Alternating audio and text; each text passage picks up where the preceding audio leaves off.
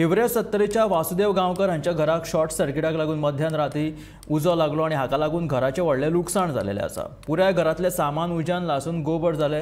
वाळप आणि दिवचल उजो पालोवपी दळा कडल्यान 8000 लिटर उदक वापरून ह्या घराक लागिल्लो उजो जो आशिल्लो तो नियंत्रणात हाडलो। आज हिवरे बुद्रुक हांगासर वासुदेव गांवकर यांच्या घराक रात्री 3च्या सुमाराक व्हडलो उजो लागून घर खाक जालेले आसा। ह्यो उजो शॉर्ट सर्किटा खातीर लागले असो अंदाज आसा आणि ह्या जेन्ना आग लागली तेन्ना घरान जो सिलिंडर आसलो तो ब्लास्ट जाल्लो आसा आणि ताका लागून उजो खूब मोठ्या प्रमाणात लागलो। ह्याची जी खबर जेन्ना वाळपी अग्निशामक दलाक कळ्ळी तेन्ना उजो पालोवपी दलान घटनास्थळी वचून बेगोबेग उजो पालोवपाचो प्रयत्न केलो।